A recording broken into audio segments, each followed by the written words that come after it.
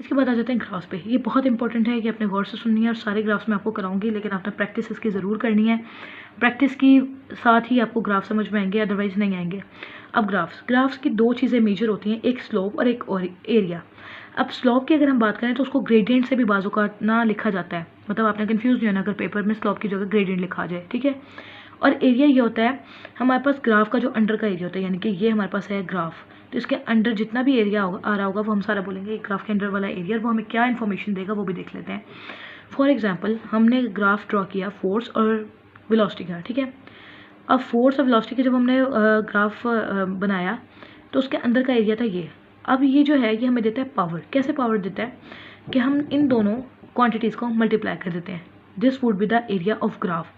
Slope की अगर हम बात करें तो स्लोप इसके ज़रा उलट होता है, ठीक है।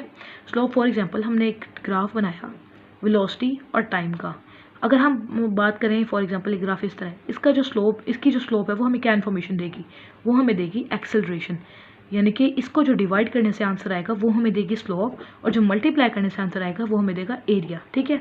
अब स्लोप जो होती है वो हमारे पास बेसिकली जो स्लोप होते हैं बेसिकली एंगल होता है एक्सिस के साथ, और बेसिकली होता है टेन थीटा, जो कि हमारे पास परपेंडिकुलर ओवर बेस के इक्वल होता है।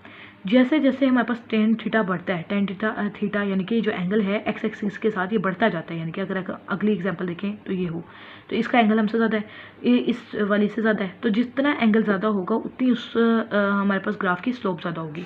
लेट्स सी अब क्या करते हैं। अच्छा, स्लोप आपने एक और बात भी याद रखनी है कि जो स्लोप है वो पॉजिटिव भी हो सकती है और नेगेटिव भी। अब हमने ये देखना है कि हमें पता है कि हमारे पास 4 क्वाड्रेंट्स होते हैं, ठीक है। अब अगर फर्स्ट और थर्ड क्वाड्रेंट में हमारे पास स्लोप आ रही है ना, ग्राफ आ रहा है, तो हम कहेंगे कि इसकी स्लोप पॉजिटिव है, और अगर सेकंड और फोर्थ में आ जाए ना तो हम उसको बोलेंगे नेगेटिव है, ठीक है। अभी आगे हम एग्जांपल्स के साथ देखते हैं, आपको क्लियर हो जाएगी ये चीज़, ठीक है।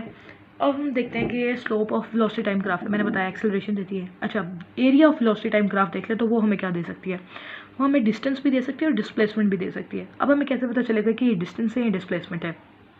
ओके, अगर हम देखें सिंपल, ये हमारे पास ग्राफ है वेलोसिटी टाइम, ठीक है। ये हमारे पास अगर है इस तरह से, ठीक है, हम इसके अंदर का एरिया फाइंड आउट करेंगे और हमें पता है हमारे पास वेलोसिटी हमारे पास जो आ जाएगी v इंटू टी, जो कि हमारे पास डिस्टेंस होता है, ये आ जाएगा।